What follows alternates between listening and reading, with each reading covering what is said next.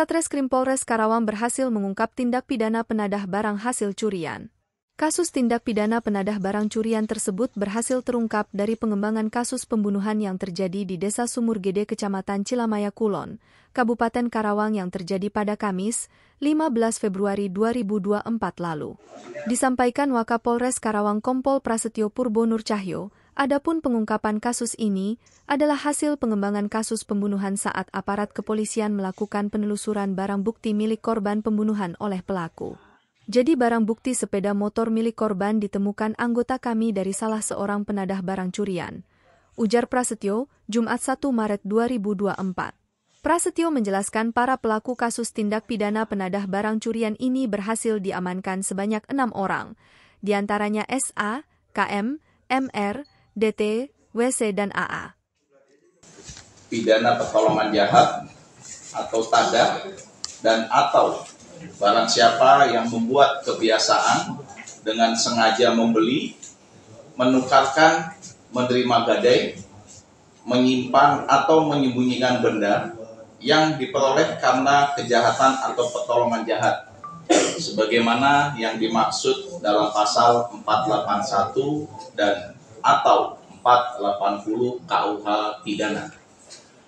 Baik rekan-rekan pers, kronologis daripada kejadian pengungkapan kasus pasal 480 dan 481 KUH pidana ini berawal dari Satreskrim Polres Karawang bersama tim Sangga Buana dengan melakukan penyelidikan kasus pembunuhan dan dengan kekerasan dan atau pencurian yang mana kejadian pada tanggal 15 Februari 2024 pada hari Kamis terjadi di wilayah Cilamaya Kulon. Dan dari hasil penyelidikan dari kasus tindak pidana pembunuhan dan atau pencurian dengan kekerasan ini, tim Satreskrim beserta tim Sangga Buana melakukan penyelidikan dengan memeriksa ataupun menyelidiki nomor handphone daripada korban, yang mana korban bernama Asma alias Amung bin Ajum, usia 45 tahun, dan dari hasil penyelidikan handphone tersebut nomor itu ada di wilayah Jakarta. Setelah dilakukan penyelidikan ke wilayah Jakarta dan kita melakukan pemeriksaan terhadap pemilik daripada handphone dan handphone yang ada padanya, akhirnya kita mengarah kepada salah satu yang mendapatkan dari handphone tersebut di wilayah Kabupaten Karawang.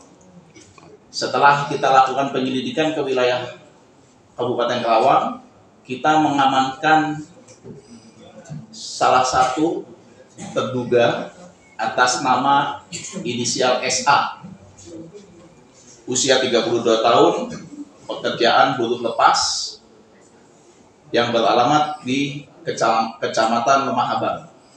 Dari saudara SA tersebut, kita mengembangkan keberadaan daripada handphone itu diperoleh dari mana. Dan akhirnya dari hasil penyelidikan saksi dan kita Satreskrim Polres Karawang beserta tim Sangga Buana mengamankan saudara WY, inisial WY, yang mana inisial WY tersebut adalah pelaku utama daripada kasus pembunuhan dan pencurian dengan kekerasan.